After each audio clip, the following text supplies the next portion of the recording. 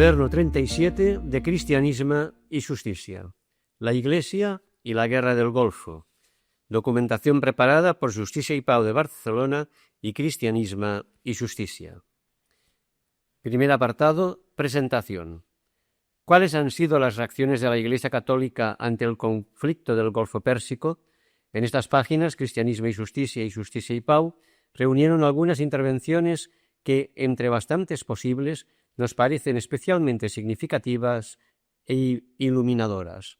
En primer lugar, una antología de las palabras de Juan Pablo II en los tiempos a caballo del estallido de la guerra. Son expresiones muy claras de condena de esta guerra y de las guerras y de gestión insistente a favor de soluciones negociadas. La actitud de Juan Pablo II ha suscitado un eco muy justificado dentro y fuera de la Iglesia, aunque por desgracia sus exhortaciones no han sido atendidas por ahora. Después, reproducimos un editorial de la Civiltà Católica. Aunque su fecha es noviembre de 1990, pensamos que conserva toda su actualidad de cara al futuro del conflicto.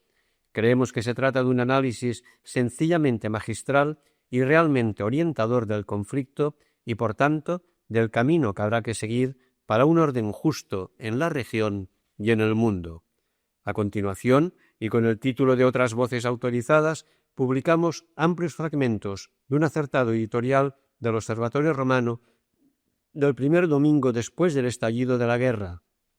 Como ejemplo de las numerosas manifestaciones del episcopado, hemos escogido un artículo del arzobispo de Tarragona, Ramón Turrella. Son unas afirmaciones precisas, razonadas, que pensamos que a muchos católicos catalanes nos confortan que hayan sido hechas por el presidente de la Conferencia Episcopal Tarraconense. Y finalmente, publicamos unas oraciones que un compañero ha preparado en las circunstancias actuales y que pueden ser útiles para las comunidades y las personas. Con este folleto queremos contribuir a la información y a la orientación de las conciencias y de la acción de los cristianos en esos tiempos especialmente graves que nuevamente preside la barbarie repugnante de la guerra. Dos fechas negras de la agresión. El 2 de agosto de 1990, Saddam Hussein invadía Kuwait. El 16 de enero de 1991, las fuerzas multinacionales encabezadas por los Estados Unidos pasaban del embargo a la catástrofe de la guerra. ¿Cuál será el futuro? El mundo actual tiene unos problemas interdependientes que muchos hemos denunciado repetidamente: la militarización de la economía y de la política, los enormes desequilibrios norte-sur, la crisis ecológica, la falta de respeto a los derechos de muchos pueblos, la cultura belicista. Las palabras que recogemos en estas páginas son impulso y luz para continuar esta lucha cristiana por la paz, obra de la justicia. Texto a cargo de Joan Gomis, presidente de Justicia y Pau. Segundo apartado. Juan Pablo II. La guerra es una aventura sin retorno. Navidad 1990. La luz de Cristo está con las naciones atormentadas del Oriente Medio. Para el área del Golfo esperamos con ansia que se disuelva la amenaza de las armas. Los responsables han de persuadirse de que la guerra es aventura sin retorno. Con la razón, con la paciencia y con el diálogo, y con el respeto a los derechos inalienables de los pueblos y de las gentes, es posible descubrir y recorrer los caminos del entendimiento y de la paz. La misma Tierra Santa espera esta paz desde hace años, una solución pacífica de la entera cuestión que la afecta, una solución que tenga en cuenta las legítimas expectativas del pueblo palestino y del que vive en el Estado de Israel.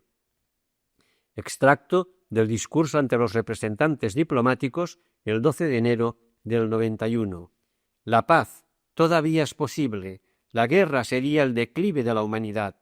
Conscientes de los peligros que representarían una guerra en el Golfo, los auténticos amigos de la paz saben que esta es más que nunca la hora del diálogo, de la negociación y de la preeminencia del derecho internacional. No nos hemos de resignar a la guerra. La paz obtenida por las armas solo serviría para preparar nuevas violencias. Cuando un país viola las normas más elementales del derecho internacional, Toda la coexistencia entre las naciones resulta cuestionada. No podemos aceptar que la ley del más fuerte sea brutalmente impuesta a los más débiles. Pero la alternativa no es la guerra. Incluso en el caso de una acción limitada, la intervención será particularmente mortal, sin contar las consecuencias ecológicas, políticas, económicas y estratégicas, de las cuales quizás no apreciamos aún toda la gravedad y todo el alcance. El recurso a la fuerza por una causa justa solo sería admisible si este recurso fuera proporcional al resultado que se quisiera obtener y si se sopesaran las consecuencias que para la supervivencia de la población y del mismo planeta tendrían las acciones militares que la tecnología moderna haría todavía más devastadoras. La humanidad tiene que encaminarse hacia la absoluta proscripción de la guerra y cultivar la paz como un bien supremo al cual tienen que subordinarse todos los programas y todas las estrategias. Carta del Papa al presidente George Bush. Ciudad del Vaticano, 15 de enero 1991. Honorable George Bush, presidente de los Estados Unidos de América. Señor presidente, siento el apremiante deber de dirigirme a usted como líder de la nación que está mayormente implicada desde el punto de vista de personal y equipos en la operación militar que está teniendo lugar en la región del Golfo. En los días pasados, haciéndome eco de los pensamientos y preocupaciones de millones de personas, he subrayado las trágicas consecuencias que tendría una guerra en aquella área. Deseo ahora repetir una vez más mi firme consideración de que la guerra no puede aportar una solución adecuada a los problemas internacionales y que, aunque una situación injusta pudiera ser momentáneamente resuelta, las consecuencias derivadas de la guerra serían devastadoras y trágicas. No podemos disimular que el uso de las armas y especialmente del armamento altamente sofisticado de que se dispone hoy produciría, junto a sufrimientos y destrucciones, nuevas y quizá superiores injusticias. Estoy seguro, señor presidente, de que junto a sus consejeros también usted ha sospesado todos estos hechos y de que no ahorrará esfuerzos para evitar decisiones que serían irreversibles y llevarían consigo sufrimientos a miles de familias de conciudadanos suyos y a tantos pueblos de Oriente Medio. En estas últimas horas, antes de que se cumpla el plazo establecido por el Consejo de Seguridad de las Naciones Unidas, espero sinceramente e imploro al Señor con viva fe que aún pueda ser salvada la paz. Espero que, gracias a un esfuerzo de última hora a favor del diálogo, pueda ser devuelta la soberanía al pueblo de Kuwait y que pueda ser restablecido en el área del Golfo y en todo Oriente Medio el orden internacional que es la base para una coexistencia pacífica entre los pueblos. Invoco para usted en estos momentos de grandes responsabilidades ante su país y ante la historia abundantes bendiciones de Dios. Ruego especialmente para que le sea concedida la sabiduría de tomar decisiones que sirvan verdaderamente al bien de sus conciudadanos y de toda la comunidad internacional. Firmado Juan Pablo II. Carta del Papa al presidente Saddam Hussein. Ciudad del Vaticano, 15 de enero del 91. Excelencia Saddam Hussein, presidente de Irak. Señor presidente, estoy profundamente preocupado por las trágicas consecuencias que podría tener la situación en la región del Golfo y siento el urgente deber de dirigirme a usted y, haciéndome eco de los sentimientos de millones de personas, repetir lo que ya he tenido ocasión de decir en los días y en los meses precedentes. Ningún problema internacional puede ser arreglado adecuadamente y de modo válido a través de las armas. La experiencia enseña a toda la humanidad que la guerra, además de causar muchas víctimas, crea situaciones de grave injusticia que a su vez constituyen una potente tentación para un nuevo recurso a la violencia. Todos podemos imaginar las trágicas consecuencias que un conflicto armado en la región del Golfo podría traer consigo para miles de sus conciudadanos, para su país y para toda el área e incluso para todo el mundo. Espero sinceramente e imploro ardientemente a Dios misericordioso que todas las partes implicadas puedan todavía encontrar en un sincero y fructífero diálogo el camino para evitar esta catástrofe. Se puede tomar ese camino solo si cada individuo está movido por un deseo real de paz y de justicia.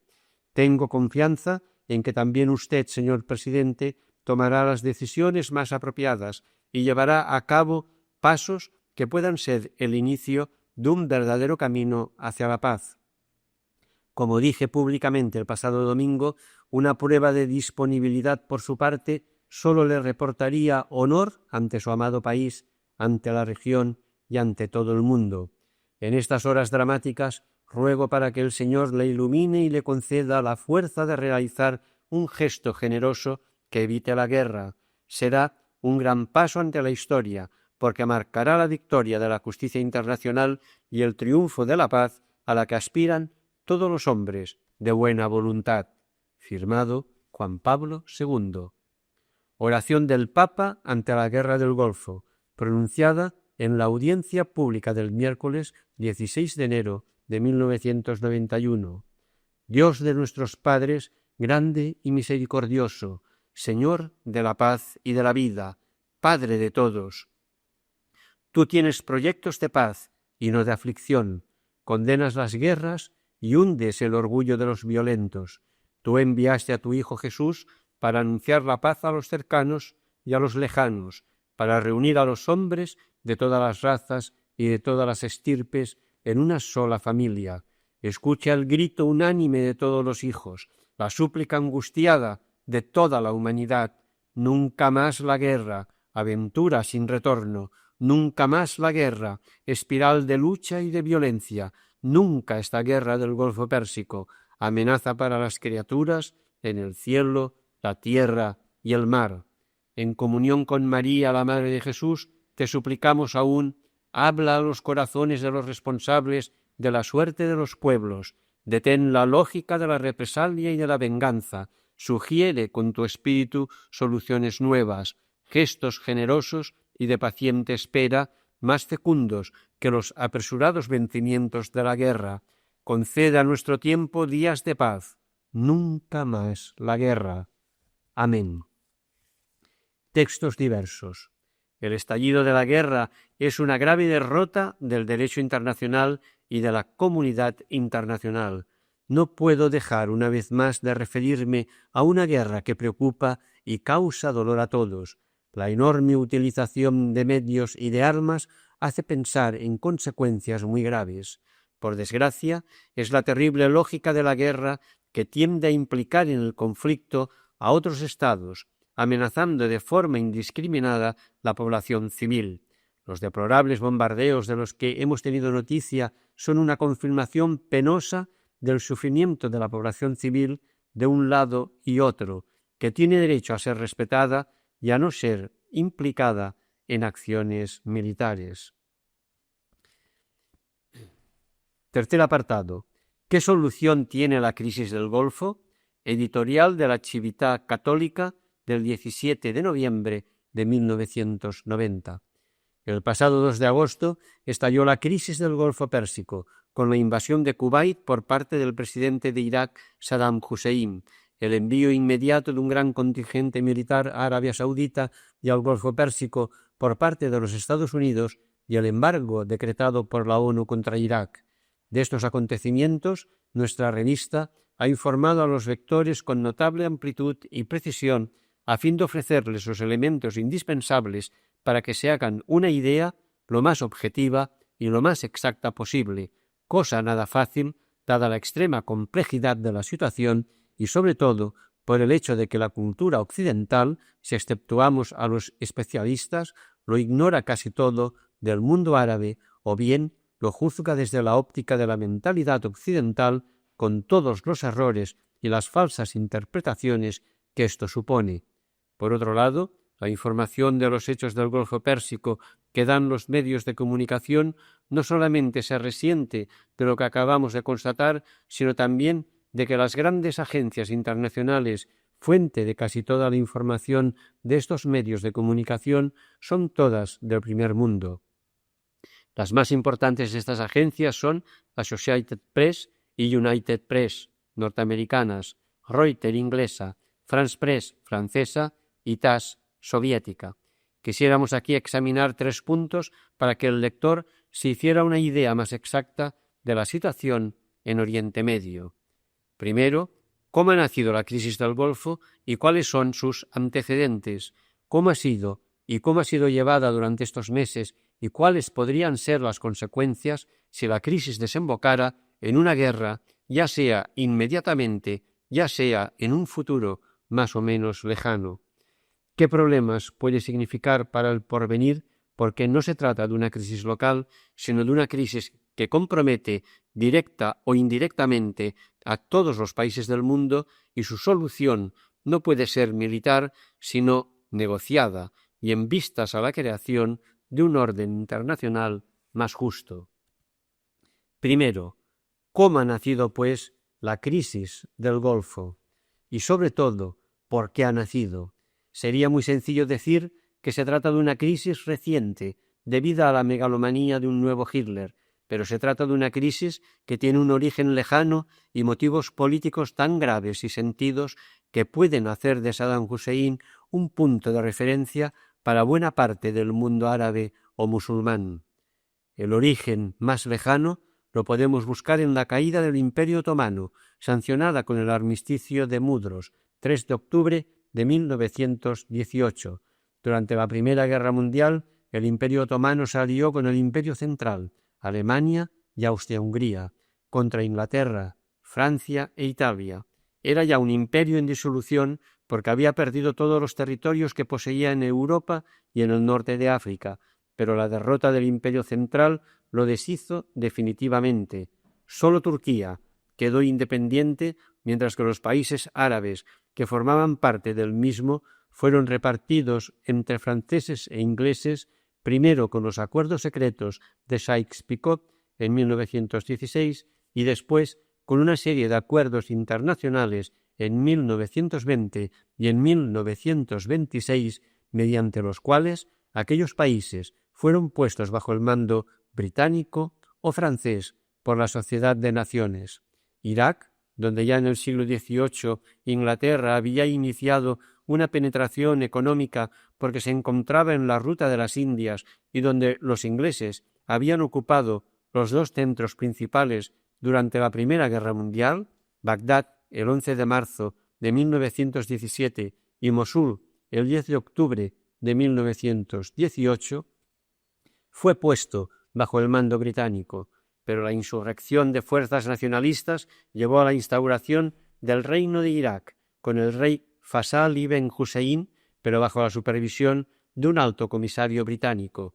Irak conquistó poco a poco la independencia política, pero tuvo que ceder la explotación del subsuelo propio, rico en petróleo, a compañías petrolíferas que formaron la Iraq Petroleum Company. El régimen monárquico duró hasta el 14 de julio de 1953, cuando los revolucionarios destituyeron y asesinaron al rey Faisal II.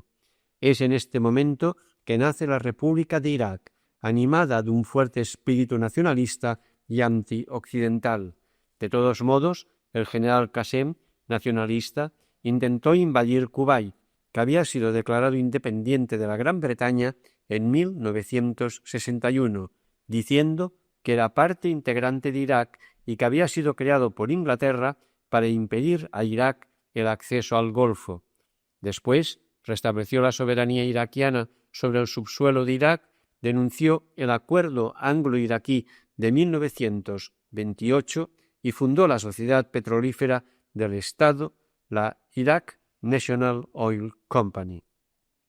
Poco más tarde, el régimen de Irak se decantó hacia los regímenes socialistas, pero sin interrumpir las relaciones con los países occidentales, especialmente con Francia y también con Inglaterra y los Estados Unidos. Mientras tanto, 2 acontecimientos conmovieron a todos los países del Oriente Medio y particularmente Irak.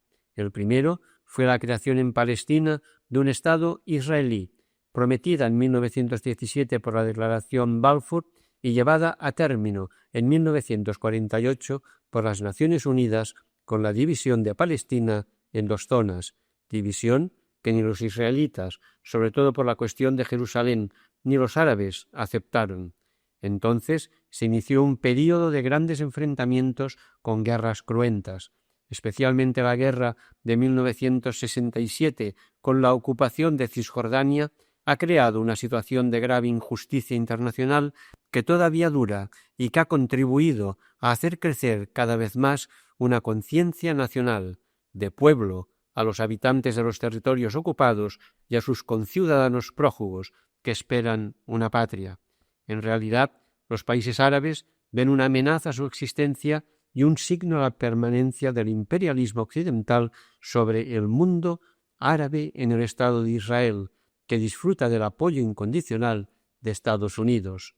El segundo hecho que ha determinado el destino del mundo árabe ha sido la creación del partido Al-Ba'ath por 3 sirios, Saki al-Arsusi, alawita, Michel Saki, cristiano ortodoxo, y Salah Pitar, musulmán sunita, estudiantes en París en los años 30, partiendo del principio de que es árabe quien habla árabe, sea cual sea su religión, fundaron un partido laico y unionista que se proponía crear una única nación árabe, portadora de una misión universal que ocupara el lugar de la Umma Islamía, la gran comunidad musulmana de todos los creyentes en Alá, desaparecida junto con el Imperio Otomano. Es un partido laico, pero no antirreligioso, arabista, pero no antiislámico, puesto que el islamismo tiene un lugar en él, aunque de naturaleza no religiosa, sino cultural. Segundo, con este trasfondo histórico se puede comprender mejor la crisis del Golfo. Saddam Hussein, que subió al poder en Irak en 1979, después de que la República iraquí pasara por varios golpes de estado sangrientos, ha sido siempre un militante de Al-Ba'ath y desde los primeros años de su presidencia ha manifestado su propósito de liberar al mundo árabe de la tutela occidental y de combatir los regímenes árabes favorables a las potencias occidentales como Arabia Saudita y las monarquías del Golfo, y crear así un gran imperio árabe que tuviera el centro en Irak. No hay que olvidar que este país ha sido durante siglos el centro del mundo islámico, con el califato de las dinastías de los Umayyadi, 661-750, y de los Abbasidis, 1750-1258, que fundaron la capital Bagdad. Otra intención manifestada por Saddam Hussein era, además de la de combatir el Estado de Israel, la de procurar a Irak una salida al mar, necesaria también para exportar el petróleo. Este problema se agravó cuando Irán resolvió en su favor la cuestión de los límites de Shatt al-Arab, que impidió a los iraquíes el acceso al puerto de Basora, y Kuwait, bajo el emir al-Sabah, no accedió a las demandas iraquíes de una rectificación de límites a fin de conseguir una salida al mar, y más recientemente del arrendamiento de las islas Bubiyán y Warba que controlan el acceso a Shatt al-Arab. Para apoderarse de Shatt al-Arab, Saddam Hussein ha sostenido una guerra contra Irán durante 8 años, con la ayuda de las potencias occidentales que lo han armado con gran cantidad de artefactos modernísimos, ya que combatía contra el enemigo declarado de Occidente, el ayatolá Jomeini. Como no ha podido vencer a Irán, Saddam Hussein ha tratado de resolver el acceso al Golfo con la invasión de Kuwait el pasado 2 de agosto. Este hecho ha provocado una reacción enorme que probablemente ni el propio Saddam Hussein esperaba, incluso antes de que la ONU se pronunciara pidiendo a Irak que se retirara de Kuwait y decidiendo el embargo total para obligarle a hacerlo, han intervenido los Estados Unidos con una acción militar llamada Desert Shield, que consistía en el envío de una gran flota de guerra al Golfo Pérsico, de un contingente militar de más de 200.000 hombres a la frontera entre Arabia Saudita e Irak y de una flota militar aérea a los países fronterizos con Irak. A este contingente militar de los Estados Unidos se han unido fuerzas militares más o menos numerosas de Inglaterra, de Francia, de Italia y de otros países europeos y muchos países árabes como Egipto, Marruecos, Siria, Arabia Saudita y los Emiratos del Golfo se han alineado incluso militarmente con Irak. ¿Por qué esta movilización tan fuerte y tan general contra Saddam Hussein? La explicación que se ha dado es que Saddam Hussein había violado una norma esencial del derecho internacional, inscrita en la Carta de la ONU y firmada incluso por Irak, según la cual no es lícito que un país invada o agreda a otro país a fin de resolver por la fuerza un contencioso entre ambos. Era una explicación justa. Saddam Hussein había cometido una violación gravísima de orden internacional y, por lo tanto, era justo que la comunidad internacional, representada por la ONU, reaccionara contra su gesto, declarando nula a todos los efectos la anexión y le conminara a retirarse de Kuwait, imponiendo el embargo a Irak para obligarle a hacerlo. Incluso era justo que la ONU exigiera a los países miembros el respeto al embargo y que éstos pusieran los medios para conseguirlo, pero sin recurrir a medidas de naturaleza militar que estaban condicionadas a la aprobación del Consejo de Seguridad. El embargo parecía todavía más justificado porque Saddam Hussein no solamente no demostraba ninguna intención de retirarse de Kuwait, sino que, en contra de cualquier sentido humanitario y de toda norma de derecho internacional, retenía como rehenes a ciudadanos de países occidentales, amenazando de usarlos como escudos de los objetivos militares y civiles que pudieran ser objeto de ataques militares, y además violaba gravemente las normas que protegían a las embajadas.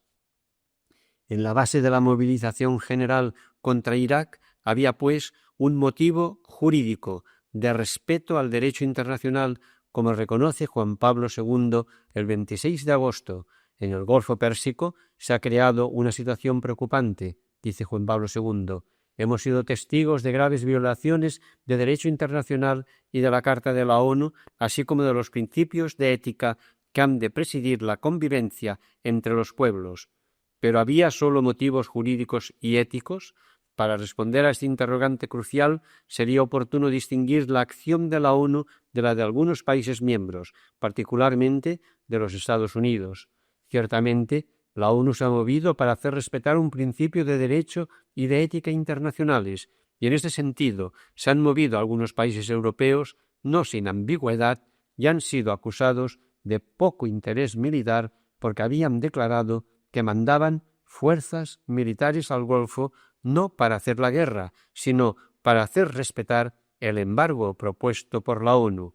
No obstante, otros países, y en primer lugar los Estados Unidos, no solamente se han movido antes de la intervención de la ONU, sino que han dado la impresión de querer hacer respetar la decisión de la ONU y de defender a Arabia Saudita de una invasión iraquí y al mismo tiempo de liquidar el régimen del dictador, incluso si este régimen es el más fuerte militarmente y el más peligroso entre los adversarios del Estado de Israel. De esta manera, estos meses se han cruzado en la cuestión del Golfo dos líneas de objetivos en parte convergentes y en parte divergentes. En realidad, si solo se tratara de hacer respetar una norma de derecho internacional, no habría habido la movilización general de ahora. De hecho, estos últimos años ha habido en todo el mundo graves violaciones del derecho internacional con la invasión de países independientes por parte de otros países, la invasión del Tíbet por parte de la China comunista, de Afganistán por parte de la URSS, de Panamá por parte de los Estados Unidos, del Líbano por parte de Siria y de Israel, de Cisjordania y Gaza por parte del Estado israelí, sin que nadie se haya movilizado contra los invasores y sin que se hayan hecho observar las decisiones de la ONU cuando ésta ha intervenido. Por eso Juan Pablo II, hablando del Golfo, ha recordado el Líbano y Tierra Santa. Mientras todos los ojos están girados hacia el Golfo, no se presta atención al drama que se desarrolla en el Líbano, donde incluso el presidente de Siria, Hafez al-Assad, que se ha alineado contra el invasor Saddam Hussein, está invadiendo el Líbano, quizás con el fin de hacer realidad la idea de la Gran Siria, nunca abandonada del todo, con la cual los cristianos libaneses serían una pequeña minoría en un país de mayoría islámica, con todo lo que esta realidad comportaría. Del mismo modo, se presta poca atención a lo que está pasando en Tierra Santa, donde Israel domina cada vez más los territorios ocupados de Gaza y Cisjordania, sin que los Estados Unidos, que ahora han intervenido con fuerzas enormes, se hayan movido con la misma fuerza en favor del Líbano y del problema de los palestinos.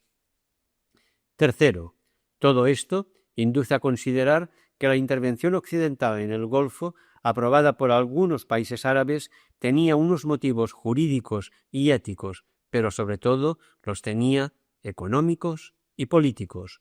Los motivos económicos se basan en el hecho de que la invasión de Kuwait por parte de Saddam Hussein va en contra de los intereses económicos de Estados Unidos, de Japón y de Europa, la economía de los cuales, en menor cantidad la de Estados Unidos y la de Inglaterra, que tienen fuentes propias o bien pueden importar petróleo de otros países, vive y prospera en buena parte gracias al petróleo que viene de los países del Golfo Pérsico, entre los cuales el mismo Kuwait ocupa un puesto relevante. En realidad, con la anexión de Kuwait, Irak, que ya es un gran productor de petróleo, sería una potencia petrolífera de primer orden capaz de condicionar enormemente el mercado del petróleo y no ciertamente a favor de Occidente y menos de los Estados Unidos y de Inglaterra. Si Irak llegara a anexionarse a los Emiratos del Golfo y a ocupar una parte de Arabia Saudita, que junto con los países de Oriente Medio es la más gran productora de petróleo y tiene tendencias políticas filoamericanas y filooccidentales, sería la potencia líder de Oriente Medio no solamente en el campo petrolífero, sino también en el campo político. Este es el peligro que se ha querido alejar. En realidad, hasta que Saddam Hussein no ha representado un peligro político para Occidente, se le ha dejado hacer y se le ha ayudado militar y económicamente. Ningún país occidental se ha movido cuando Saddam Hussein exterminaba a la población kurda, incluso con armas químicas. También se le ha ayudado militarmente cuando ha combatido un país antioccidental y antiamericano como el Irán, que predicaba la Guerra Santa contra el Satanás americano, según definición del mismo Jomeini.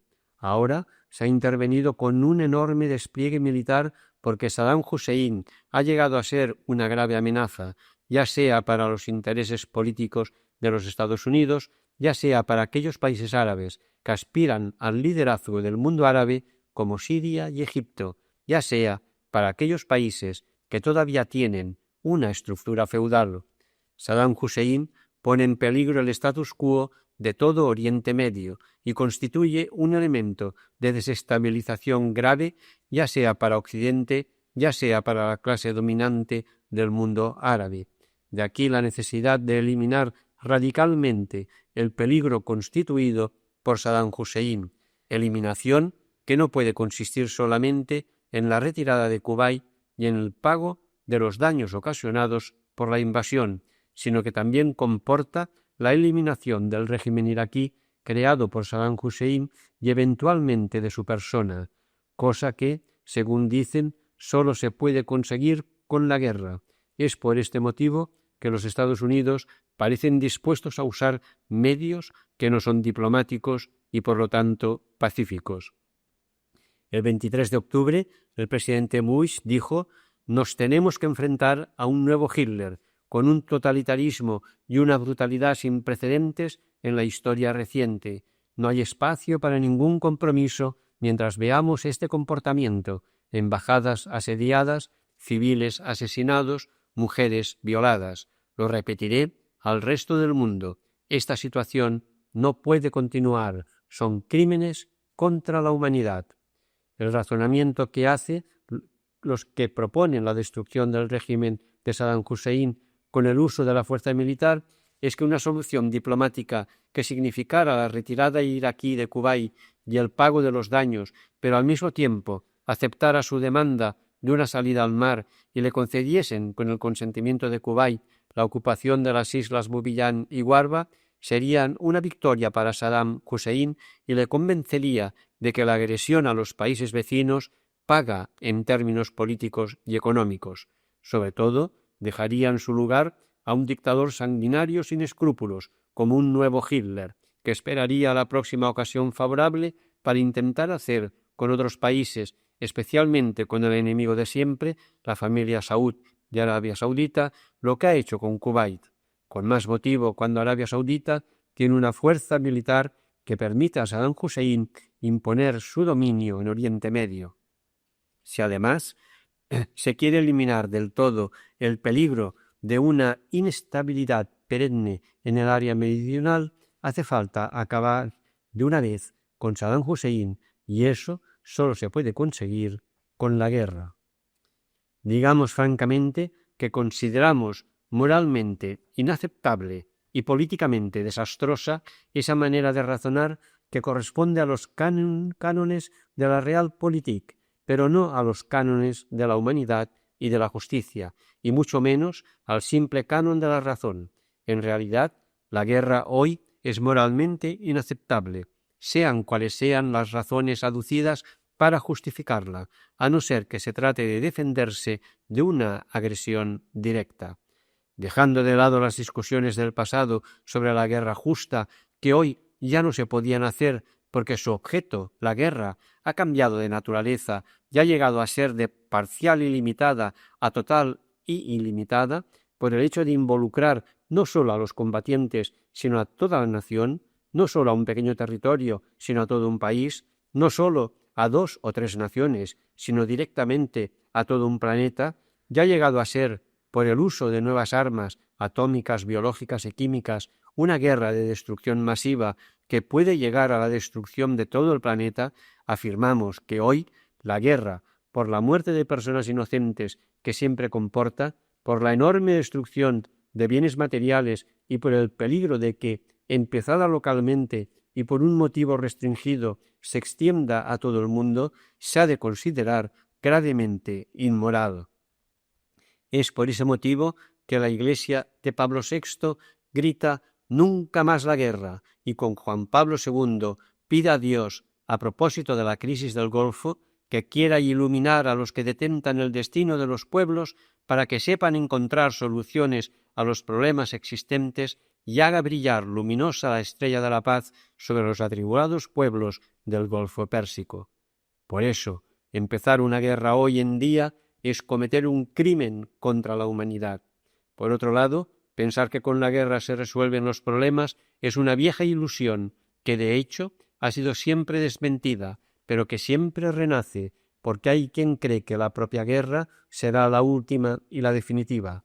En realidad, no es con la guerra, que siempre es un acto de violencia y que sólo puede esperar como respuesta otros actos de violencia y que además es semilla de otras guerras, como nos enseña la historia, sino que es con la justicia que se pueden resolver los conflictos, porque en el origen de estos se encuentran las pasiones humanas de ambición, de dominio de los demás, de avidez de riquezas, y la mayoría de las veces hay situaciones de injusticia, pero no es la guerra la que puede eliminar estas situaciones, sino solamente el diálogo sincero y las transacciones honradas. La guerra, por su naturaleza, no resuelve los problemas, más bien los agudiza, y es fuente de otras guerras, y es absurdo pensar que derribar un régimen o una persona pueda llevar la estabilidad a una área determinada si no se resuelven los problemas humanos y sociales de aquella área, porque en el lugar del régimen o del dictador abatido surgirán otros. En realidad, Oriente Medio es un área altamente explosiva y la guerra con Irak, por la fuerza de las cosas, puede encender todo Oriente Medio y puede propagarse a países y regiones islámicas fuera del área. A propósito de esto, hay que hacer hincapié en un hecho del cual se habla poco en Occidente. Saddam Hussein está aislado políticamente y cercado militarmente, porque tiene en su contra los países occidentales y la clase dirigente de algunos grandes países árabes, pero no está aislado en el plano de la simpatía y del consenso de los pueblos de Oriente Medio, Por eso, una guerra destinada a eliminar a Saddam Hussein y a su régimen sería vista por las masas árabes como un acto de imperialismo de Occidente, destinado a humillar al mundo árabe y a mantenerlo en un estado de miseria y de subdesarrollo. En otras palabras, la guerra contra Irak por parte de las superpotencias occidentales derramaría aceite sobre el fuego del anti-occidentalismo que planea sobre todo el mundo árabe por el hecho de que tanto en el siglo XIX como en la caída del Imperio Otomano, los países occidentales han ocupado por la fuerza los países árabes y los han humillado, sometiéndolos a su dominio y disfrutando de sus riquezas. Este hecho es particularmente preocupante para la Iglesia y para el cristianismo. De hecho, la aversión que el imperialismo occidental suscita en el mundo árabe está destinada a transformarse en aversión hacia el cristianismo. Esto, por el hecho de que los musulmanes y los países del Golfo lo son en gran mayoría, no hay distinción entre cristianismo y occidente, y por esto todo lo que hagan los occidentales lo hacen los cristianos. Así, una guerra de los americanos contra Irak sería para la gran mayoría de la población del Golfo Pérsico una guerra de los cristianos contra los musulmanes. De ahí la llamada de Saddam Hussein, que se declara laico, a la yihad, contra los infieles de Occidente, cuya presencia en el territorio sagrado de Arabia Saudita, que es toda una mezquita, es un escándalo intolerable. Está claro que un estado de guerra en Oriente Medio sería gravemente nocivo incluso para la Iglesia y para sus relaciones con el Islam. Podría interrumpir el diálogo que la Iglesia lleva a cabo con el Islam, con enormes dificultades, para instaurar un clima de respeto y amistad mutuos, y contribuir así a la comprensión y a la paz entre los pueblos. Se trata de derribar el muro de incomunicación que ha existido durante siglos entre el mundo cristiano y el mundo musulmán. Una guerra en el Golfo lo puede reforzar y puede justificar a los ojos de los musulmanes la lucha contra los cristianos del Líbano y la tentativa de reducir su presencia. En conclusión, parece que hay motivos para que la inteligencia humana y la agudeza política, con miras amplias, traten de buscar una solución para la crisis del Golfo, no bélica, sino diplomática, y esto en interés de todos, tanto del mundo árabe como del mundo occidental. En esta línea se coloca la Iglesia y la Santa Sede. Lo ha afirmado claramente el 2 de octubre Monseñor Sodano, secretario de Relaciones con los Estados, hablando en Nueva York en la reunión de ministros de Exteriores de los países de la Conferencia para la Seguridad y la Cooperación en Europa. Dice así: la naturaleza religiosa de la Santa Sede la lleva a subrayar siempre la primacía de la paz y la necesidad de soluciones pacíficas para solventar las desavenencias internacionales. Por su parte, Juan Pablo II no se cansa de recalcar en todo momento la necesidad de buscar con buena voluntad y a pesar de las grandes dificultades la vía de la paz. Cuarto apartado. Otras voces autorizadas. La guerra es una derrota. No se puede caminar ignorando la historia. Editorial del Observatorio Romano de 17 de enero de 1991. La humanidad vuelve a encontrarse ante el caos de las tinieblas del horror. Es el caos de la guerra, son las tinieblas de la violencia, es el horror de las muertes.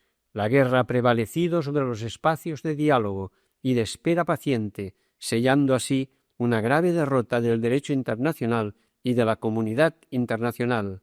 La embriaguez de la guerra ha prevalecido sobre la audacia de la paz. No se puede caminar ignorando la historia, no se puede caminar volviendo a poner la guerra como factor absoluto de la vida y de la vivencia humana. No se puede avanzar cuando se está obligado a contar las víctimas inocentes de una catástrofe que teníamos el deber de evitar por encima de todo y cuya extensión se va haciendo más amenazadora a medida que pasa el tiempo. ¿Cuántos niños, cuántos jóvenes, cuántos ancianos son ya víctimas del orgullo de los poderosos?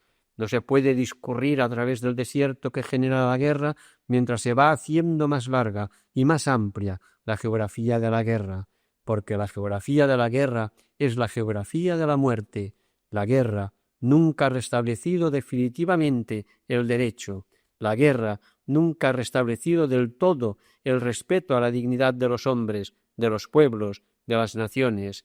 La guerra es, en última instancia, siempre una derrota, es siempre un estrago inútil y una mutilación del curso de la historia. Es una derrota incluso si pensamos que somos eventualmente vencedores.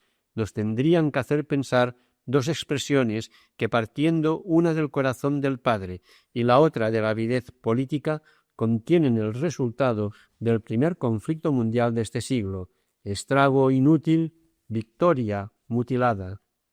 La guerra hoy no puede ser más que una derrota, y querer hacer la historia con la guerra significa solo un bárbaro retroceso. La voz de Juan Pablo II es cada vez más apremiante hacia los señores de la guerra. Con angustia primero y con amargura y tristeza después, les ha invitado a reflexionar sobre la extrema necesidad de hacer prevalecer el diálogo y la razón y de preservar la justicia y el orden internacional sin recurrir a la violencia de las armas, y desde la propuesta concreta y precisa hecha en el Ángelus del 13 de enero hasta el grito del 17 de enero de hacer comprender el horror de todo lo que está sucediendo el primer día de la guerra, la voz del Papa ha reflejado la conciencia de la gente, la conciencia de los pueblos, la conciencia de la historia. Pero esta voz molesta y se intenta atenuarla y oscurecerla ante el elogio de las que alguien ha dado en llamar reglas del juego y ante la cínica eventualidad de que es necesaria alguna víctima para el respeto de esta regla. No se quiere decir y no se ha dicho que el inicio de esta guerra firma una derrota ante la historia que quiere continuar caminando con estupor hacia el 2000. Tenemos que decir con firmeza que si la guerra da miedo también este coro de consenso bélico, esta euforia que parece volver a tiempos y a regímenes que creíamos definitivamente superados. Qué lejos está, en algunos, la paz como estado de ánimo. Es urgente restablecer la paz, a cargo de Ramón Torrella y Cascante, arzobispo de Tarragona y primado. Hemos pasado días de angustia ante el terrible interrogante: ¿guerra o paz? El día fatídico fue el 15, después la incógnita del día y de la hora. Finalmente, la noche del 16 al 17 estalló la guerra. Desgraciadamente, no ha sido escuchada ni la voz de la razón ni la voz de toda la humanidad que no quiere la guerra. Una vez más se ha constatado la fragilidad de la paz. Dentro de esta trágica realidad de la guerra, me parecen oportunas unas reflexiones. En primer lugar, siguiendo la enseñanza de la Iglesia, tenemos que recordar que es totalmente inaceptable la antigua afirmación: si quieres la paz, prepara la guerra. El Concilio Vaticano II habló sobre la guerra moderna con palabras muy claras: toda acción bélica que tienda a destruir indistintamente ciudades enteras o grandes regiones con sus habitantes es un crimen contra Dios y contra el mismo hombre, un crimen que se ha de condenar con firmeza y sin ninguna vacilación. El peligro de la guerra moderna, añade el concilio, puede impulsar las voluntades de los hombres a unas decisiones escalofriantes. En este mismo sentido, antes del día 15, Juan Pablo II hizo una grave advertencia: la guerra es una aventura sin retorno. En el contexto actual no se puede hablar de guerra justa, e incluso el derecho de legítima defensa no se puede afirmar sin serias limitaciones.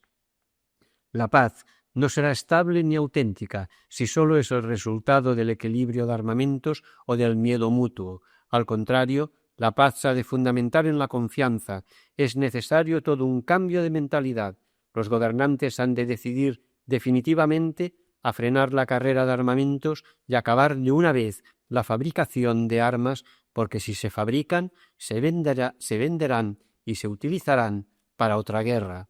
Es necesario también promover una verdadera educación para la paz y una educación para la vida internacional. Así como se acepta que en un país nadie puede tomarse la justicia por su cuenta, también se ha de estar convencido de que ninguna nación, puede emprender una acción violenta contra otra. Si aceptamos que todos los hombres son iguales y que todos somos hermanos, también tenemos que reconocer la igualdad de todos los pueblos. Esto plantea la necesidad de rehacer el orden jurídico y económico internacional y de superar decididamente el desequilibrio creciente entre los países del norte y los países del sur. La triste y deplorable experiencia de esta guerra nos ha de llevar a una nueva visión de nuestro planeta, donde todo el mundo, personas y pueblos, se han de sentir como miembros de la misma familia. Solo se podrá restablecer una paz auténtica y estable si se reconstruye la justicia, la libertad y la solidaridad entre todos los pueblos. Comunicación del arzobispo de Tarragona, aparecida en Diario de Tarragona del 20 de enero del 91. Quinto apartado: oración universal por la paz. Movidos por el Espíritu de Cristo que nos impulsa a no dejar de orar por la paz en el mundo, invoquemos a nuestro Padre del Cielo, que ama entrañablemente todo lo que Él ha creado. Padre, te pedimos por la Iglesia, que sea valiente para proclamar la verdad y viviendo la caridad sea semilla de justicia y de fraternidad entre los hombres. Oremos. Padre, te pedimos por los gobernantes de los países en guerra, especialmente Irak y los Estados Unidos de América, que renunciando al orgullo, la rivalidad y los intereses egoístas, busquen la paz, reparen las injusticias y establezcan un diálogo fructífero en bien del orden internacional. Oremos. Padre, queremos tener muy presentes a las personas que ya están sufriendo en su propia carne la muerte, las heridas, la destrucción y los sufrimientos de la guerra. Ten compasión de estos hermanos nuestros, consuela su aflicción y despierta la solidaridad de nuestro mundo con los que sufren las consecuencias de la violencia. Oremos. Padre, te pedimos por la Organización de las Naciones Unidas y por todos los que pueden influir para que termine la violencia, que favorezcan un diálogo que haga cesar la guerra, restaure la soberanía de Kuwait y busque soluciones justas para el pueblo palestino. Oremos. Padre, te encomendamos las asociaciones y movimientos que en todo el mundo trabajan por la paz y por conseguir una relación equilibrada con la naturaleza, que no desfallezcan en su esfuerzo por colaborar con tu proyecto creador de vida y de felicidad para todos. Oremos. Padre, te pedimos por todos nosotros, ten piedad de nuestras inconsecuencias y pasividades, danos un corazón solidario con todos los sufrimientos de nuestros hermanos y ayúdanos a llevar a término iniciativas de paz según tu voluntad. Oremos. Padre de bondad, tú tienes proyectos de paz y no de aflicción. Tú condenas las guerras y hundes el orgullo de los violentos. Escucha nuestras peticiones, aleja de nosotros la guerra y conceda a nuestro tiempo tu paz. Por Jesucristo nuestro Señor. Amén. Hasta aquí el cuaderno 37 de Cristianisme y Justicia.